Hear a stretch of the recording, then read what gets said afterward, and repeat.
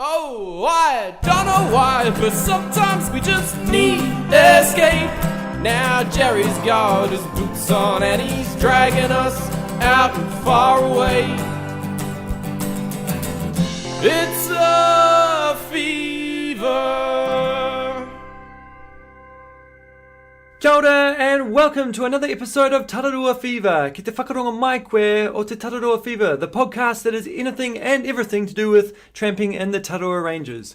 This is episode 5, Slipp'n and Slid'n to the Forks. Ko Jerry Tokuingoa, I am your host Jerry, an imposter expert who just loves to yarn about tramping in the Tararua Ranges. So for today's episode, I will be covering, as usual, a previous tramp that was quite straightforward, and I had a friend with me who's also going to join me for that. And then, as usual, I'll also be joined by a guest for Walk and Talk, the section of this podcast where it's a bit of an interview with someone. And today's one will be particularly interesting, I hope. And it's kind of, if you haven't picked up, alluded to in the name. But as per usual, I'm going to start with a reflection. And today's reflection is sort of based on a little bit of feedback that I had from Al from the last episode about providing some more high-level information about the Tararua Ranges for those who have completely no idea about it and would like to know more. So I figured I'd provide a bit of a quick Tararua 101. For those who are a bit more experienced, this segment might not be for you. Actually, for those who are very experienced, none of this is probably for you. But it did make me realize that when I've been providing information during this podcast, it's more at a level that I'm mostly familiar with. So if listeners are ever confused or not quite sure about something that I've mentioned, I guess that this section here can sort of help clarify some of the basics. So for this Tararua Ranges 101, the thing that I wanted to cover is some of the massively impressive rivers. To name a few, going from north to south, the Ruamahanga, that comes off, sort of that Dundas range, comes down off East and West Peak. I think that's that Chamberlain Creek, was one of the tributaries, and then comes down past Roaring Stag and comes out round about Mount Bruce on that wild upper side. There's the Wainawa River, and that comes off a ret. I'm pretty sure the tributaries are off a ret, and that comes down past Cow Creek and down sort of Mitre Flats and out beyond. Wahine River is one of my favourites. Oh my god, I've seen that thing in when it's very, very full, and it's borderline quite scary. If you're going up to Tortora Flats from the Wahine River, that follows it, and all the way basically to getting to Cone Ridge. Last week I spoke to Franz, and he's talked about how he's basically travelled the whole Wahine River in sections, and that's very impressive. That'll be a really, really cool mission. He said that it'll be very difficult to do that in one day, but yeah, I think sections would be a really cool way to do it. And then the last one on that wide upper side is the, and now I'm going to try to get my te reo Māori right here, is the Te Whareniku River, often probably mispronounced being the Taranika River. And that one comes off basically, I think it's basically off, I'm racking my brain, but off the southern crossing by False Spur, linking to Alpha, basically just in and around there. And, that's got a whole lot of tributaries to it, and that comes all the way down and out through Featherston.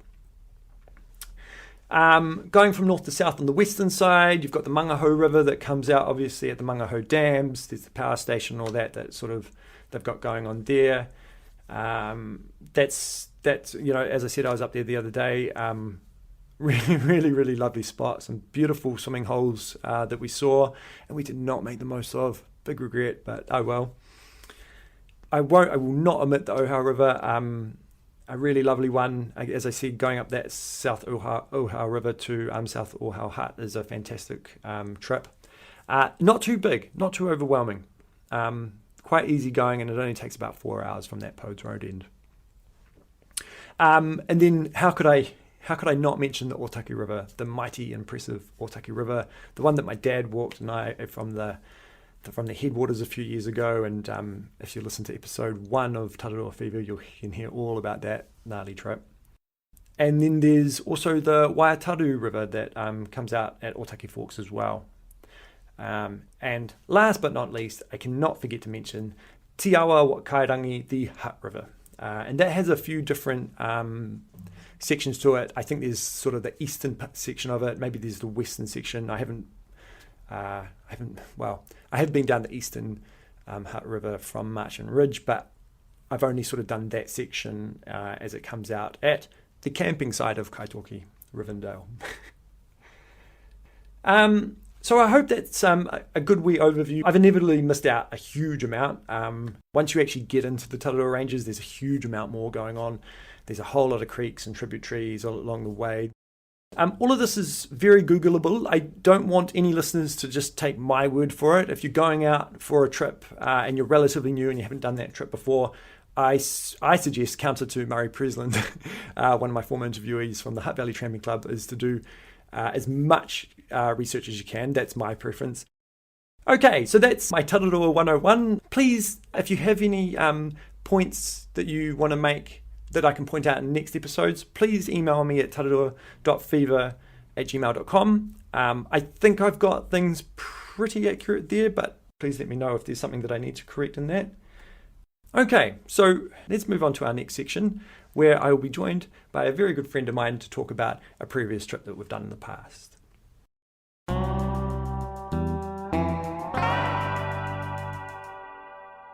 Welcome back, and introducing my next guest for a trip that we did a few years ago, my good friend and former colleague, Georgia. How are you today? Thanks for joining the show.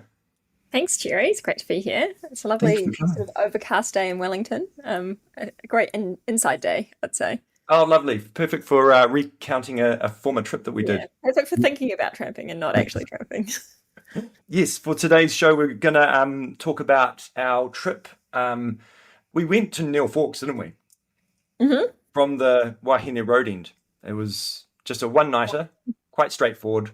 Probably not too significant in the grand scheme of things, but there are some talking points that we'll go through today. Yeah, I definitely remember a few things. Yeah. First of all, I wanted to ask you, though, how on earth did you and I get the idea to go to Neil Forks? I think it was my idea. I was desperate to go and maybe just dragged you into it. I think that's right. I think we'd talked maybe for years, like as you were saying, we worked together, or worked in the same building together. And we always talked about our tramping stories and the fact that we really liked it, and I think we never actually went. And we also talked about how often you don't have friends to go with. Like, I think that's part of the and obviously solo tramping is a good thing, but yeah, I tend not to solo tramp, and I was desperate for someone to join me. I was desperate to get to Neil Forks. I hadn't been, and I think you're the only person willing to go with me. Yeah, I was stoked to have an invite to a tramp. So and I think both of us also didn't have cars at the time, and so you had managed to acquire your mother's for the weekend. I wrangled my mum's car. That's right. Yeah, goodness. It was very much a mum car as well. Oh yeah, the little Suzuki. What I'd probably colloquially and in the least derogatory way say an old person's car. A little bit, yeah. It wasn't a boy racer car. No. So it was one of the shortest days of the year. I can't quite remember when it was, but I'm pretty sure it was in the month of July. It's cold, it's midwinter. It sounds like a terrible idea to go to Neil Forks retrospectively. But we left on a Saturday morning, and I was just trying to remember what time I was aiming to pick you up. I'm notoriously an early leaver where possible. I think it was 8 a.m, which doesn't sound that bad, but for people like me who love Slipp'n, I remember being quite pressured to get everything ready, and I often leave my packing till the morning of, somehow stupidly thinking that that's manageable. Yeah. I'm sorry for pushing you into that. I would have probably been gunning to leave at 7 a.m. probably. So good on you for probably drawing it down. I need the social pressure, and it was honestly a good call. We probably should have gone earlier. Well, I think that. I was just going to say, with the shortened days and when you're trying to get out to the wide upper and all that, I'm always very conscious of how much daylight you have versus the time it takes to get somewhere. So that's always the background of my thinking. Is that we must have gone through the Rimutaka Hill then, right? Because Yeah, very slowly in my mum's Yeah, car. I'm also really car sick, or get really car sick. So I appreciate not being rushed through that section because, Yeah, yeah, understandably. I distinctly remember being on a geography field trip. I don't know if you did the same one when you were at Vic, but having a bus just hooning around those corners. Oh, good grief. Yeah, Yeah. yeah.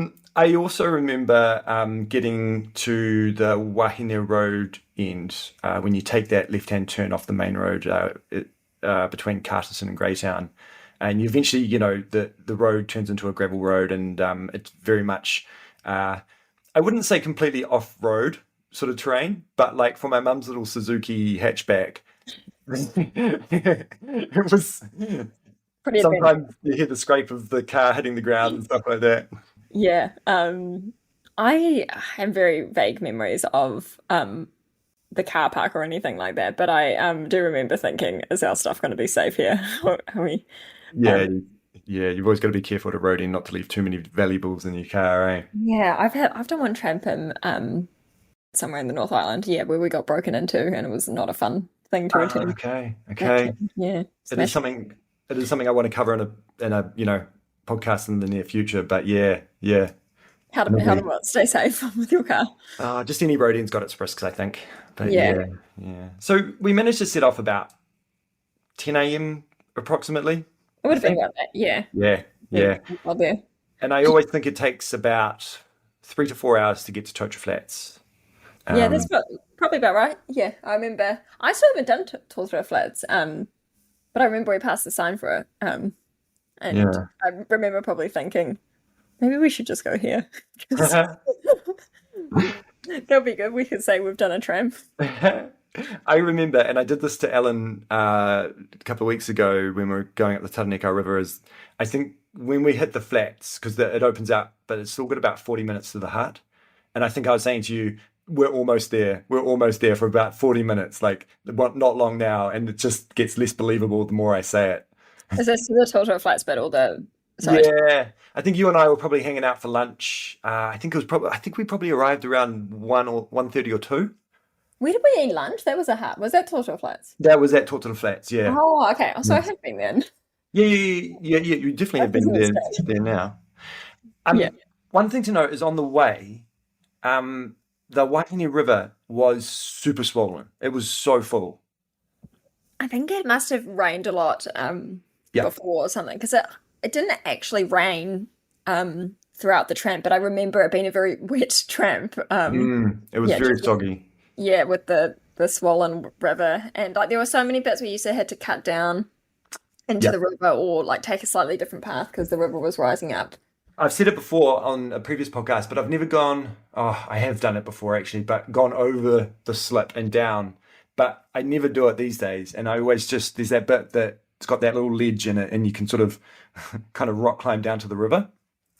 Yeah, we didn't do that, did we? Or No, we did, and the okay. river Oh, was super high. So I remember these points where we're just walking along the. Once we got down to the river, we're walking on the very side of it, and it's just raging next to us, and it was like I think I remember saying to you, Georgia, whatever we do, don't fall in right now because yeah, one yeah, or both of us would be just gone. yeah. It's definitely some of those moments where you just like know that you'll be nothing against that force of Yeah, nature. yeah, yeah, You're like, wow, I can't believe how far humankind has gone for me to just yeah be completely gone if I was to go in there. yeah. It was. It's the most full I've ever seen it. It was quite scary, quite like dark and brown, and who knows what's going down through it. So but that's what I love about tramping the Tararua Ranges is that it gives you that awe moment, that moment of oh wow, I'm nothing really. Yeah, yeah. Mm. And especially being so like close to Wellington, like the hustle and bustle of, I mean, don't want to say the big urban lights because I feel like people will say Wellington's not a huge city. You don't have to go that far to feel sort of like Insignificant again, yeah, isolated. Yeah, and quite, yeah. So we had lunch around, I think it was like 1:32ish, which is probably yeah, about right if we left around, I don't know, 9:30/10ish. We had lunch at Tortola Flats Hut. A quick wrap from you and I think it was. that's right. Yeah, from the Yeah, but walk, isn't it? Yeah. there was that guy from Auckland who had come to Wellington, specifically to tramp in the Tararua Ranges. Yeah, I can't remember his name, but I remember, I mean, it was a little bit sort of weird. He was talking about how nice it was to be do something without his wife. I remember him talking about how the Tararua Ranges was the best tramping in the North Island, which I definitely appreciated and added to my, proud fever, feeling that I have. But he did in depthly go through all his technology that he had with him, including his Garmin InReach PLB, which I thought was very naff at the time, and now I own one myself. You've really reached self-actualization in the tramping. Yeah. Your Garmin PLB. I think that you and I were generally in a bit of a hurry. We knew that we had limited daylight and we just wanted to get up Cone Ridge, and we sort of were getting held back a bit by the chat, but that's life. And there's I feel like there are some schools of campers, and I don't want to obviously be too rude as well, but yeah, people who are just quite particular. They're also the people who sort of get really annoyed if you there's noise in the hut past 9, and love their kit, are very organized, whereas I sort of just go with the flow a little bit more, which is hopefully not to my detriment either. No, I don't think so. I think we left Tararua Flats about 2:00, and I knew that it would be about 3 hours to the turn off on Cone Ridge and maybe a couple of hours down. So I just had this feeling like we're burning daylight here, not wanting to rush you either, or us, but we just needed to get out of there. I do remember it then really stepped up from there, and I mean literally, because we were just walking up. Yeah. That I've said it on a previous podcast when talking about going up Cone Ridge. There's this first part of when you go past the bridge from Tararua Flats, and then sort of to hit that spur going up Cone Ridge. It's quite dense bush there, and you can actually lose the track quite easy. And I think from memory, you and I did. Yeah, possibly. I think, the thing that I also remembered was, because it was quite dense, all of the rain and dew and stuff from previous days just covered us entirely. So it sort of, again, felt like it was raining. But it was soaking and it was super muddy, Yeah, and with 2 people as well, I don't know, it feels like just a little bit harder. Yeah. Spot thing, the little safe orange triangles. Yeah. For a tramper. Yeah. And once we found the track again, which only took 2 minutes, God, the nose of that spur goes up bloody steep. Yeah. It's 500 meters is hell. Sometimes it's hard work. But I relish the uphill for me. I going downhill is much harder for me. I love going uphill. Well, I mean, I'm not a huge fan of either. I think sort of when I'm doing one, I always think, oh man, it'd be way better to do the other. It would be way better to go downhill when you're going uphill. But you definitely some of those steps can just feel ginormous, especially for me. I don't have height on my side like you. Yes, you're not as tall as I am. It takes about a decent hour to get up that nose of the spur, and then it starts to not flatten out, but that steepness starts to peter off a bit. Yeah. I think you did keep telling me it will get better. So that's probably true. I wouldn't be surprised if no one believes me these days. Yeah, sometimes I think people just tell me that for logical reasons. Now, did it start snowing that day? I'm just trying to remember. I can't remember if we just saw snow that had recently fallen or it was snowing, but it definitely, that was quite magical, being at the top and seeing all the snow. And it was untouched snow, like virgin snow. I don't know what it's called. I don't really know either. Yeah, just fallen snow. You can put your feet straight through it, and then we created little tracks. Yeah, our own footprints, Yeah. And I think we got to that turn off for Neil Forks. God, it must have been about 4:00ish. That seems about right, because during those winter months, that's when it's getting dark. Yeah. It was getting. Yeah. Yeah. There's a nice beach forest up there. Oh, it's beautiful beach forest. Yeah. It's really nice. I love that contrast between sort of the more Potokapi sort of forest down below, and then once you really get up into the Nothofaguses, I'll say. Yes, Yeah. I love beach forests. I think it's the most beautiful. Yeah. Quite goblin-y. Yes, yeah. The little leaves can sometimes turn yellow on the path when they drop, and so I kind of feel like it's Wizard of Oz like because it's got this sort of lit up yellow Oh, path yeah. Yeah. beach tree leaves. Yeah. Really nice. Really nice.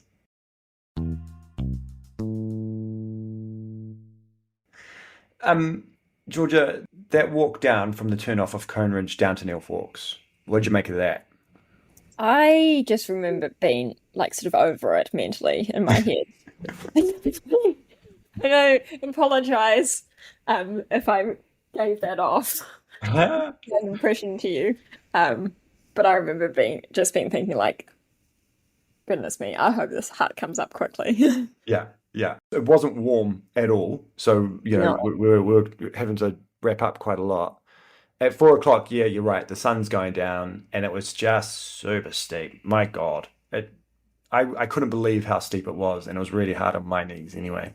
Yeah, and I think I that's when I know I'm always the most vulnerable is doing a downhill at the end of a day, which I think is often the way you do it, just because you want to Mm, get the uphill out of the way first. But when the energy levels are so low, you just got to really watch your footing and yeah, keep alert because I've had some sort of not terrible falls, but I think that's where all of my tramping bruises come from is the yeah, misplaced step on the downhill. yeah. I mean, especially when it's that wet and that slippy. Like you said, I don't think it rained, but there was a bit of snow around, and it had been Yeah. raining. Oh God, yeah. My dad had told me that once he'd been on a trip and they were heading down that way from Cone Ridge down to Neil Forks, and they didn't quite make it in time, and they had to camp on the side of the spur. And I did not want that for you and I. I had the tent, but I did not. I would, I was gunning for that hut. Yeah, I do remember talk of a tent as a backup, and I think, I mean, at least in the last hour, I kept looking around and thinking, I honestly don't know what Jerry was talking about with his dad because there's nowhere I can think of that you'd reasonably want to pitch a tent. No, Like, nowhere flat. Like you would no, be, it's just like a mound of tree roots everywhere, or yeah, completely, yeah, 45-degree angles to either side or whatever. yeah. Gosh. And we got down. We started getting to the bottom. It was quite dark. We've got our torches on at that point. Um, and I totally underestimated. Well, probably should have foreseen it, but the forks, Neil Forks, the water in it was roaring. We could hardly hear ourselves talk. Eh? Yeah, and I think what I remember is that we knew the hut was by the river, Mm, and we were so sure that it was on the side we were on. mm. But I think we were really worried that maybe it wasn't the longer we walked. The less we saw on the louder the river got. Because Oh there would have also been no way that we would have crossed that. no, no, no, We no. were looking for it. Was it near a bridge? Were we looking for a bridge? Yeah, there's a bridge before the hut. I had my topo maps on, so I could see where we were in contrast to the hut.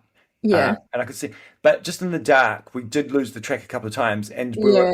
I remember we were right on the river forks, and holy God, again, just being right next to it, like, don't, I remember saying to you again, don't go left, Yeah. because Yeah. there's nothing there but a torrent. Yeah. But we wanted to be close enough to the river so that we would meet the hut, but not too Mm. close that we would completely be destroyed by it. Yeah, yeah, yeah, exactly.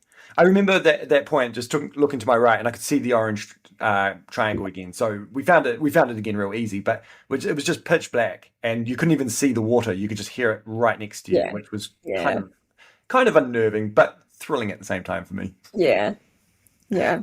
And we had a nice night in there, didn't we? It was just you and I. Yes, we finally did make it there, and I was like, it's sometimes really lovely to like meet fellow trampers, and share stories and I don't know wounds and compare blisters. I don't know, but I think I was also very tired, so quite grateful that it was just us two, and we didn't you don't have to jockey for space, or we got two beds each basically. Oh, we had the pick of the bunch, didn't we? Yeah, Yeah. I had one for sleeping and one for I don't know arranging things. Yeah, Yeah. I never have a preference either way, whether you have a hut to yourself or a hut with others. I'm certainly one of these people that, to my own detriment or theirs, once I get talking to people about tramping in the Tararua Ranges, it can go on all night. So it was probably good for us both that there was no one else there. Yeah. I think did we make a fire? We did. We did. Yeah. I want to say I started that. I think we did. I was quite pleased with it. I Yeah. think I was prepping dinner. Yeah, that was good. Yeah. A real reversal of the gender norms. We were not conforming to gender roles that night. Yeah. Exactly. Yeah. I was quite pleased that there was at least enough dry wood to get it going because I think I don't know if you've ever been to huts where you only have a selection of like damp and damper for your.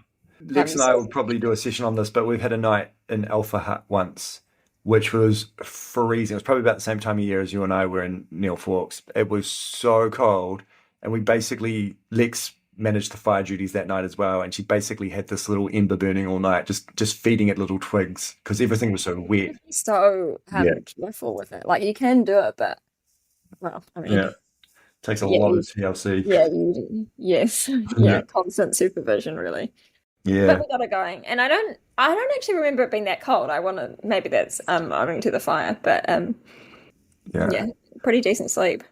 Yeah, I remember just the roar of the water just being overwhelming, but also just helps you sleep. You can't hear anything else coming if they're walking past or anything else. So yeah. It's sort of weird because I find it quite hard to sleep if there's very light rain, but if it's absolutely pouring down, it really puts me to sleep. Nice. This roar of the river was really relaxing. I remember probably trying to get us out rather early as well that morning, just knowing the sort of day that we had that was almost, the same as the day before, but backwards. Yes. I think originally setting off, we'd planned to do a different route back. You'll be able to recall it better than me. Yeah, I think I was proposing if we had the time, which of course we didn't, that we could go we could go over the rest of Cone Ridge and out via Cone Hut. It would almost be like a loop trip in that regard. Yeah. And I just remember thinking the Saturday was a very long day and we have work on Monday. Yeah. So we kept it simple, didn't we? Yeah. Yeah. It's always kind of nice doing a bit of tramping you did in the dark and then seeing it in light again. Like, if you only have torches on, you sort of, your vision is only on the, basically on your feet. No, I completely agree. It was really nice seeing what we hadn't seen that night before. Yeah. Wasn't it? And I think from memory, it took us about 4 hours to get to the top of Cone Ridge, maybe 3.5. Let's be generous to ourselves, 3.5. Yeah. Yeah. Hindsight's a great thing, and let's make it 3.5. And we were walking up, and it did start snowing, didn't it? Oh, did it on the second day? Yeah, that's when it really properly started snowing, I think. Oh, okay. Yeah. I don't remember that. Yeah, that was when I was like, oh man. I was like, I'm sorry for dragging you into this, Georgia. I feel like snow is fine though. I think it's wind and rain that really can ruin a tramp for you. Sure. Yeah. I mean, I don't mind any of it, to be honest. I'm always just trying to be conscious with the people I'm with and their wants and needs as well. So, or at least their comfort levels. I think it was about like 11 o'clock. Maybe slightly earlier, 10:30, 11, and I was like, oh man, I'm sorry, Georgia. It's just started to snow heavily, and maybe I was in a grumpy mood. I do remember I think it was along the ridge, which is, not that weird because it would have been a flat bit. But anyway, I do remember you saying, Georgia, if we could just hustle this bit. Oh, sorry. I don't mean to be pushy. Yeah.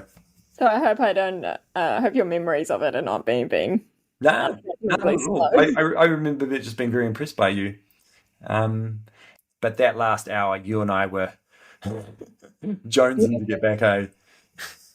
Sometimes in the last hour of the tramp as well, you can sort of just get a new lease of life. I don't know if that happened, but I see that sometimes just taking like giant steps. Hey, I've got a question, and this is, maybe I'm conflating two different tramps here, but on our way out, did we see a whole lot of nuns and monks? walking through? No.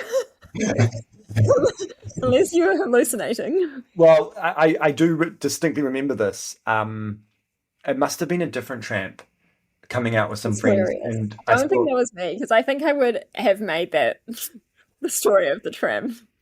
I thought I was watching Sister Act at one point. But then like there was a monk, and like I thought this guy looked like Friar Tuck, and I was definitely thought I was hallucinating at that point. But apparently there is a monastery that is nearby that road end, and so it is legitimately a monastery / convent. So these people are legit. But I thought monks, I didn't realize monks and nuns like interact. I thought monks were Buddhist. No, I think you can get. I think Catholic monks. I think they were Catholic monks. But anyway, I don't mean to digress, but I just couldn't remember if it was the same trip where I was definitely thought I was hallucinating. I don't remember anything noteworthy on the last bit, but that is quite funny. Yeah. And then you and I got fish and chips on the way home. We did, yeah. I can't remember who suggested it, but I have this thing where I love fish and chips.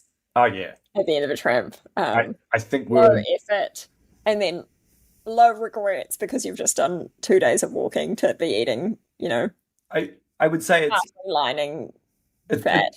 It's responsible to carbo load after a trip. Yeah, Georgia. Totally.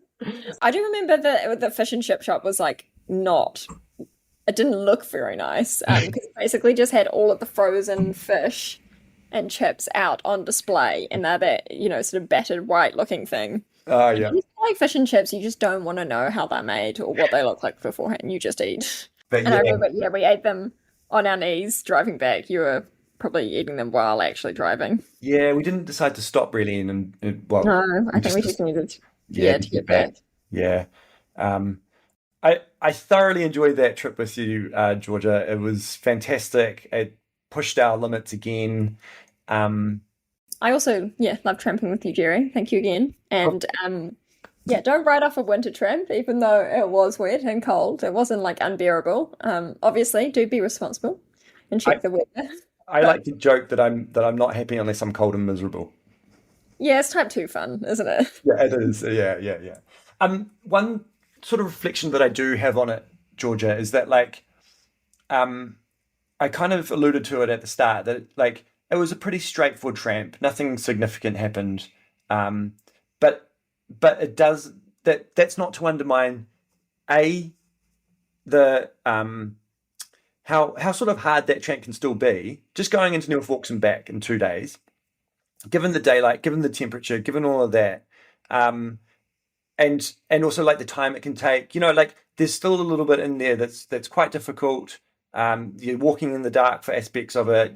It's just a standard trip away can have me pretty tired on a Monday morning back at work in the office with you. Yeah, I actually think I worked from home. Gone are those days, but yeah, being shattered.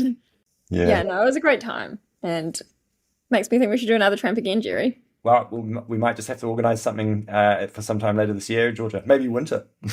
Yeah, that is coming up, and I hadn't really been looking forward to it, but this could give me hope. Fantastic. Hey, well, look, thank you so much for coming on the show. It's been a pleasure to have you and to recount that one. No worries. Thanks, Jerry. Yeah, we'll do another one, and we can do another podcast on that one. Excellent. Okay, look forward to it. Cheers. Ka pai tūrā to Georgia indeed. Okay, we'll better take a quick break if you stay tuned, because after the break we'll be joined for Walk and Talk with our very special guest to speak about the slip at Otaki Forks. So yes, stay with us and we'll be back right after this. Oh, we've been walking miles and now we'll take a break. And Jerry's got his boots up, so we'll sit a while. Don't you go away.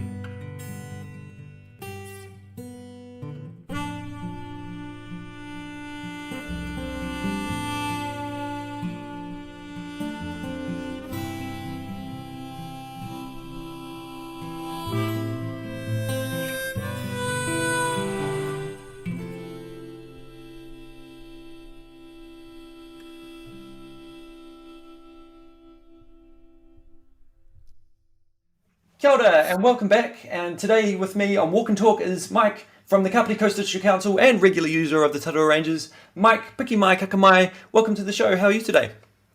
Yeah, good, thanks, Jerry. Thanks for having me. No worries. Thanks for being on the show. We're here to talk about the slip at Otaki Forks on Blue Bluff Road. And it's been a matter that's affected access to the forks now for quite some time. But things have been happening over the last few months. And I'm wondering if we might start by, are you able to provide a bit of an overall summary of what's happened there with the slip and when over the years? Yeah, sure. So yeah, you're right, Jerry. There's been plenty of a history in this area. From our record, I've gone back and had a bit of a look, and I've found that there's history of 9 slips within this area that date back to 1948. The most substantial slips that are on record started the first one in 2015, and that was reinstated in 2016. We had a good run there until 2020 when I'm pretty sure that's when the overslip happened, and then in 2021 there were signs of that underslip starting to go as well. So there was a bit of a gap there between 2021 and 2024 when the staff explored what options were available for this road in this area.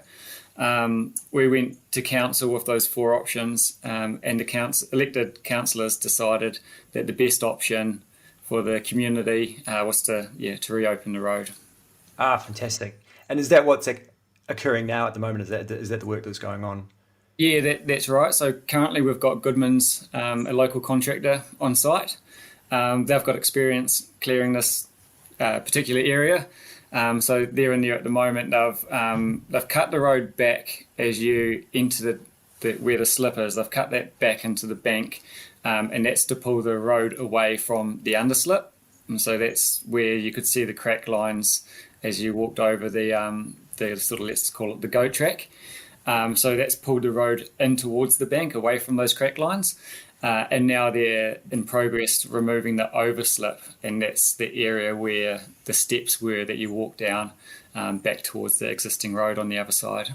So, yeah. Oh, wow. So is that, have they, sorry, I'm just trying to get it clear in my head. I know that there's the emergency dock track at the start when you're sort of heading towards the forks. And have they started clearing the underside of the slip at that point there, have they? Yeah, no. So where the dock track is, that's actually the path that you walk up onto that alternative track is the path that they're taking the trucks up and dumping the fill up there.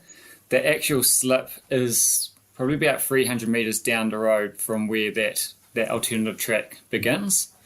So yeah, as you enter the site, it's very well signposted, but the Goodman's guys on site and there's a person out there watching for walkers or anybody coming through. They'll point you in the right direction to make sure you don't go through the work site. Fantastic. I mean, I think there's probably a lot of interest in this area, as you know, people have been restricted from access to the Tararua Ranges for quite some time. Are you able to sort of point to how that's affected many people over the years since this big slip's occurred?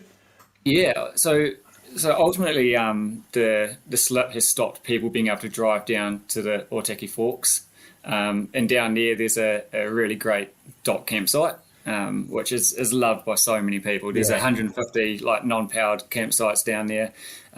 It's an absolute local favourite to head down there. Some great swimming holes, and and it is also the entrance into the Tararua Ranges.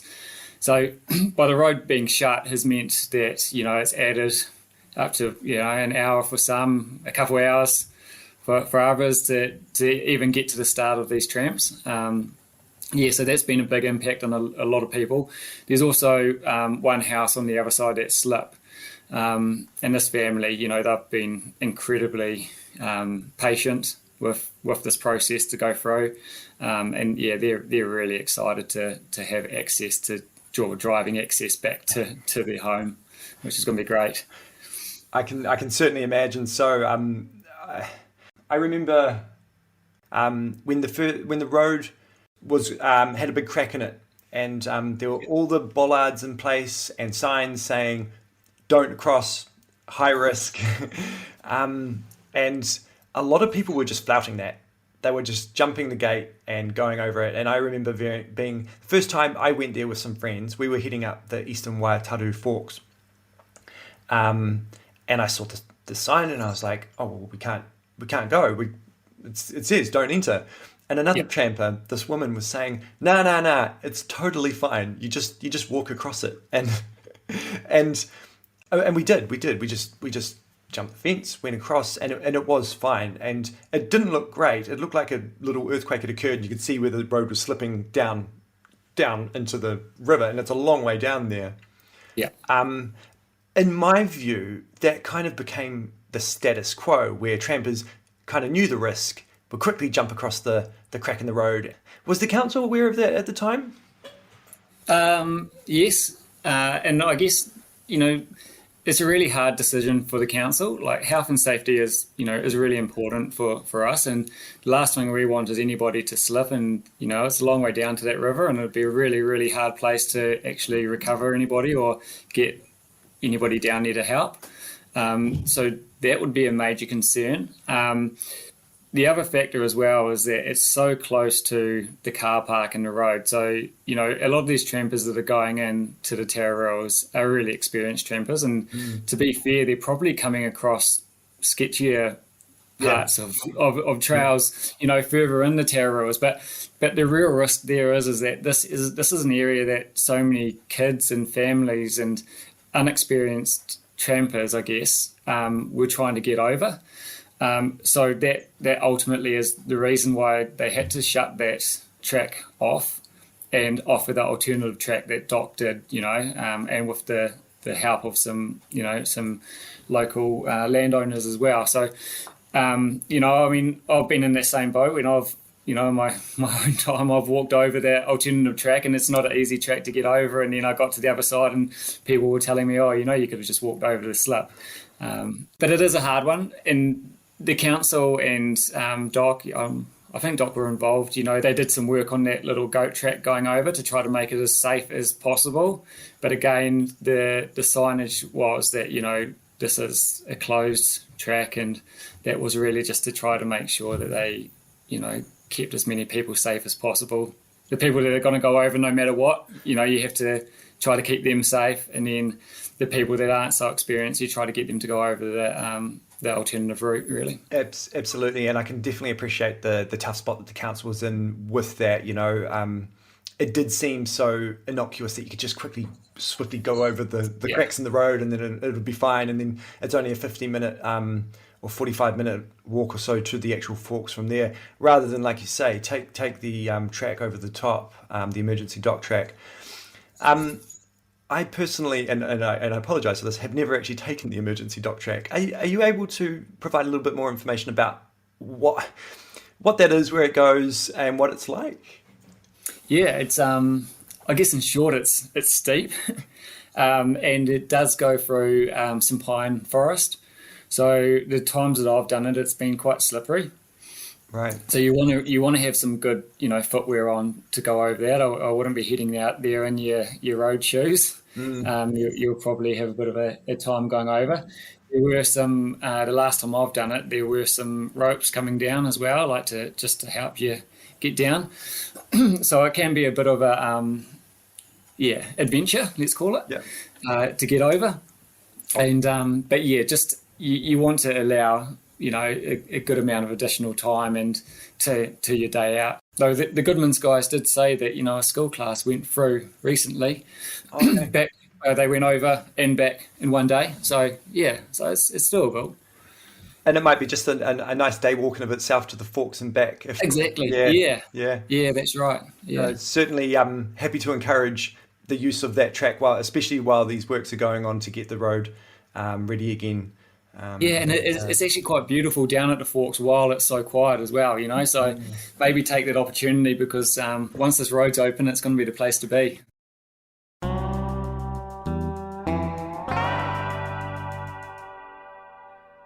What is life going to be like once that road is open? Because it has been quite a long time now. And there's, I know that there's a ranger's quarters down at the Forks. Like you said, there's amazing facilities for camping, for people just to spend some of their summer break down there by the river. You've got the Otaki River and the Waitaru coming through. It's such a fantastic public good, that area. But in recognition that it hasn't been loved for a little while now due to the slip, does it need some maintenance down there, or a bit of a birthday, so to speak? Yeah, 100%. So we've been talking to Doc as well. Like, they're well aware that we're reopening this road and that we're doing this work at present. So staying in touch with them, and just I'm letting them know sort of how the progress is going. We're planning to get them across that track as soon as we can, so they get a bit of a head start. We've got quite a bit of work to do on the road. Again, if anybody's walked down that the road, I mean, you could probably call it a path these days. Yeah. It's that overgrown, so we've got a fair bit of work to do down there. But again, I guess I just want to make sure that, when I'm not building up any false expectations, that this is quite a narrow road that leads down to Otaki Forks. We're definitely not opening up a transmission gully down to Otaki Forks. It's still going to be single car or single vehicle access in some places. So it's slow going getting down there. You just got to, when you drive down there, you just got to be patient, and there'll be some areas where you can pull over and allow other cars to pass and stuff like that. But yeah, it's a real backcountry type road down to a beautiful campsite. Doc will get in there, give it a good spruce up, and it's going to be amazing. I can't wait. Yeah, fantastic. Really looking forward to having ease of access into that area again. And it just occurred to me that from where the car park currently is at, I think it's called Shields Flats, where there's those lovely rock walls and stuff. I think there's a historic factor about them as well. You're right. The road from about that point anyway, even when the slip wasn't there, started to get quite ropey. But so our roading team, it's another road that they monitor really quite frequently, just because you do get little bits of rock fall, not just at Blue Bluff, but past Blue Bluff as well. So even as you go past there, you can quite often expect that the roading team will be out there doing a little bit of clearing along the way as well. So just that's sort of a pretty typical type of day. Yeah. Just going back to the overall slip and the timeline and stuff, quite a while there was just the crack in the road and limited access, encouragement to go over the emergency dock track. My dad and I did, and I talked about this in the first episode of Tararua Fever. We did the Otaki River. We walked right up to the headwaters of the Otaki River and basically came out at Waitawaiwai. And it took us about 4 days. It was a pretty ropey trip in terms of, it didn't stop raining the whole time and stuff like that. And so we were feeling pretty weathered by the end of it. And we're coming out Otaki Forks. We'd organised my mum to pick us up. And we came around the corner. It was just after Christmas, 2021. And I'm saying to my dad, it's no worries. It's just a hop, skip, and jump over these cracks in the road. And all of a sudden, there is this mountain of, this massive slip had occurred there. And I think it was pretty fresh at the time, possibly quite unstable. And it was just the last thing on this massive trip that my dad had done that we had to sort of succumb. So that, just to get my timeline right, that had happened sort of just before Christmas 2021, was it? I haven't got the exact dates. Okay. No worries. I mean, I know that it was a thing that you guys had to deal with in the first place when the road was cracking away, and then this massive slip came down on top of that, and it just sort of changed the game completely from there, I think, as well. Yeah. That's when, the real tough decision was, let's have a look at what our options are going forward.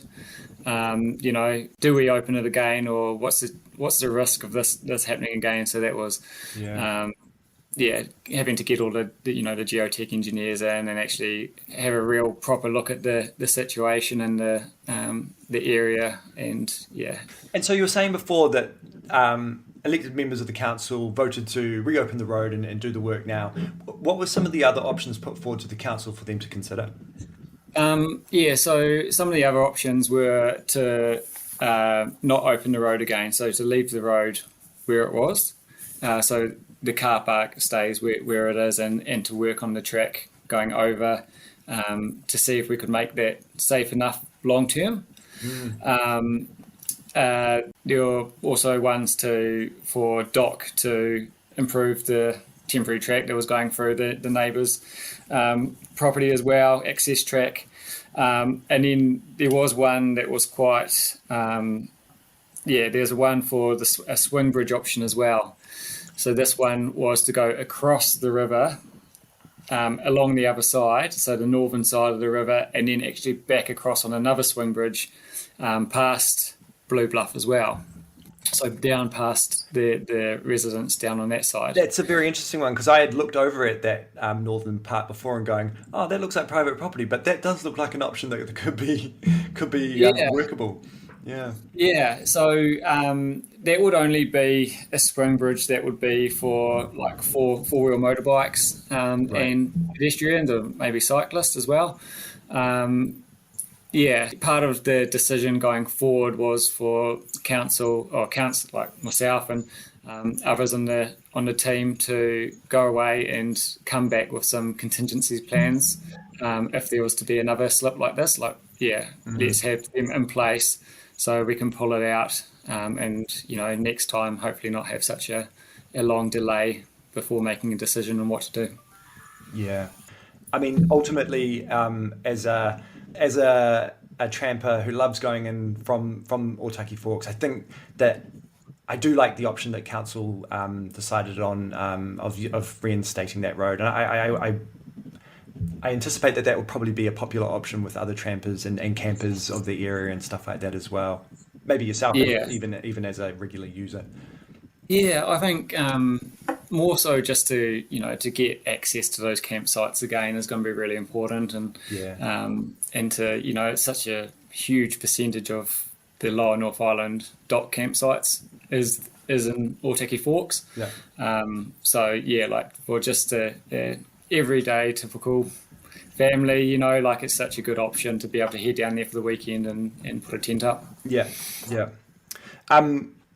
It strikes me, I did a geography at Victoria University, and part of that was the physical geography papers in my first year, and learning all about subduction and stuff from the fault lines that we sort of sit on, the shaky isles, all these rugged Tararua Ranger hills that we sort of love to climb up as a result of all that. And it kind of strikes me as this is just the nature of the game that we deal with, and who knows, it could happen again, I guess. I mean, council must be aware of that. Yeah, I think the council and probably the majority of the public as well around here, this area is just so fragile and prone to slip. So it's really just a matter of keep assessing how it's all looking, going through, and and just trying to make the right decisions, I guess. Absolutely. I don't know if you've been to Waitawaiwai in the last wee while, but from Otaki Forks, you come down to the Otaki River, you cross the bridge, and then there's a slip just beyond that. And I know that this will probably not be in the jurisdiction of the council to deal with, but my golly gosh, that is a ginormous slip. That one. And there's quite a tricky track to get around as well. So I know that catches a few of the TA walkers out, that's for sure. I was going to say it must be a matter for the Tararua Trail Trust to deal with. I remember it was that same trip that I was just talking about when we were coming from Waitawai with my dad, and I'd been to Waitawai a bit before that, and I could see that the slip was continuing to slip away there. When I was coming out with my dad, a long time since he'd been there, and I was saying, you just walk along the track as you normally would, and just the slip's just below you. And when we got to it, the track was gone, and you have to go over. And so it's almost interesting what you were saying before of when you walk over at Blue Bluff Slip, if you're got the gall to, it's probably not as gnarly as what you sometimes have to deal with in the Tararua Ranges, but because it's a public good road, as you're saying, down to a campsite, and you've got all sorts of people using it. I understand why that alternative dock track, the goat track or the emergency track as we call it, was in place and encouraged to use. Yeah, it's just so close for the general public to get to. That's all. Yeah, absolutely. Well, look, thanks so much, Mike. I really, really appreciate your time. Hopefully, this is all really good information for listeners. And from what I gather, we've not said anything or discussed anything in this interview that's not already publicly available. This is all information on the council website, or yeah, 100%. Yeah. So our comms channels, really try to get as much information out as possible. And it's been really cool to see the local tramping clubs and the local social media pages for the Tararuas really jumping on and sharing that information. So thank you to everybody who's done that. It's been really well received and really positive, and users going on these pages and just telling people just to be patient, let Goodmans do their job. The more people can respect the site and and Goodmans and what they're doing and their signage that they've got up and their alternative route, the easier it's going to be and the quicker it's going to be for us to get this road open. Yeah, fantastic. Thanks, Mike. And just on behalf of trampers and campers, thanks for all the work that the council's done. I know that councils get a bit of flack for other reasons at times, so I just want to give you guys a few flowers there for that one. Awesome. Appreciate that, Jerry. Yeah. Thanks. Okay, ngā mihi kia koe again to Mike from the Kapiti Coast District Council. It's really great to have KCDC on today. It's really great work what they've been doing in terms of establishing a new plan forward and getting it implemented with Goodmans. You can find lots of information about the Otaki Forks plan to do with the slip on their website. Fully encourage you to go check it out if you are curious.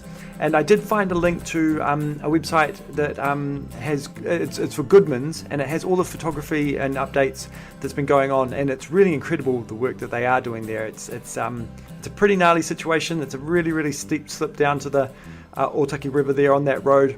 And so, you can probably track their progress like that if you are interested. So, Right. In the last episode, Ampin' for Campin', I did a poll for what you might consider as the steepest ups and downs or gnarliest sort of walks that you sort of face in the Tararua Ranges. Thanks for all the correspondence that's been coming through. I've had a few mentions of from Te Matawai Hut up to Pukematawai as one of the gnarly ones. Someone else also mentioned Neil Forks to Maunga Hooker as a crazy one that they... I don't know if they hate it, but it's one of their... the ones that they noted, and also from Tabletop down to Pen Creek, which I thought was a really, really good one too. And that is a steep one. That is definitely a steep one.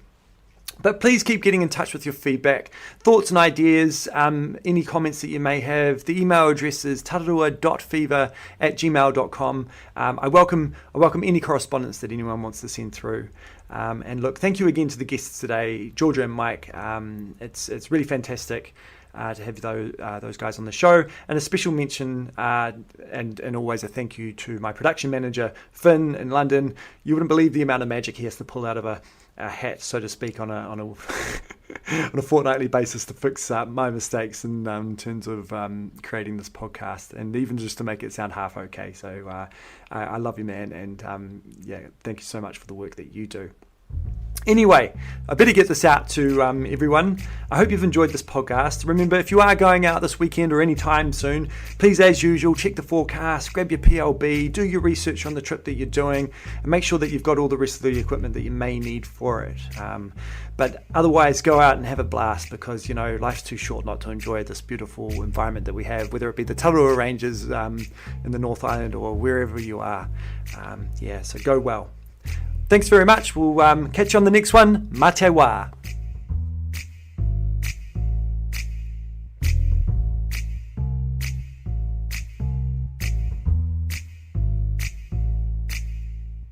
Never know how much I walk you, never know how much I stand.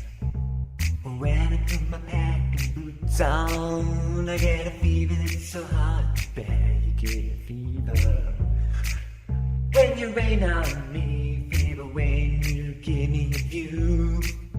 Fever in the 10 in the morning, fever at the first in the June.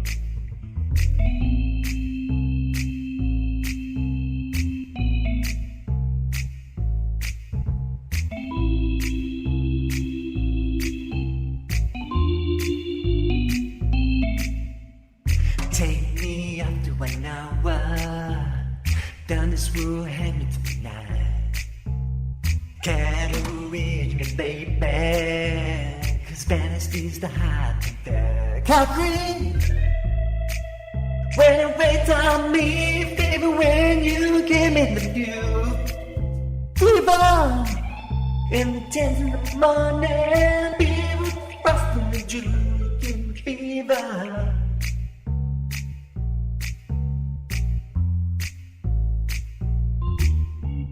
Alfie's got the groove, babe.